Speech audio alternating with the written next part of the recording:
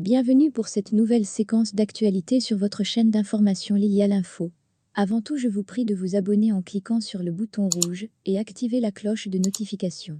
Likez et partagez.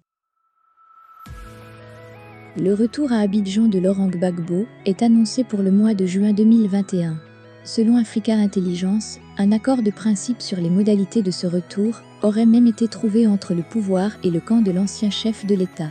Acquitté définitivement depuis le 31 mars 2021 par la Cour pénale internationale, CPI, l'ex-président ivoirien, Laurent Gbagbo, devrait regagner Abidjan d'ici à la fin du mois de juin prochain.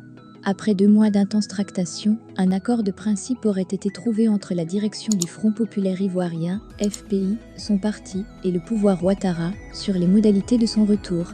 Selon cet accord révélé par Africa Intelligence, il n'y aura pas d'accueil populaire pour Laurent Gbagbo. L'ancien président ivoirien devrait rentrer sans bruit à Abidjan, en compagnie de sa compagne Nadi Bamba et de son fils David Alreg Gbagbo, âgé aujourd'hui de 19 ans. Son retour devrait avoir lieu sans Charles Blé Goudé, son ancien co-détenu à la prison de Chevenagent à La Haye. Seule une poignée de ses proches serait autorisée à se rendre au pavillon d'honneur de l'aéroport d'Abidjan pour son accueil. À en croire le média français, le président Alassane Ouattara se serait montré inflexible à l'idée de réserver à son prédécesseur un retour triomphal.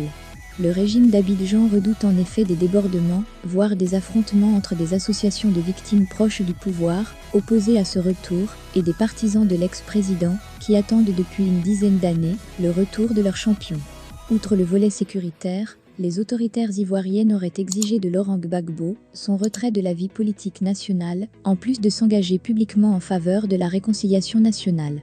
Des engagements qui, s'ils ne sont pas respectés, pourraient sérieusement compromettre la levée de sa condamnation par contumace à 20 ans de prison par le tribunal d'Abidjan dans l'affaire dite du casse de la BCEAO, Banque centrale des États de l'Afrique de l'Ouest.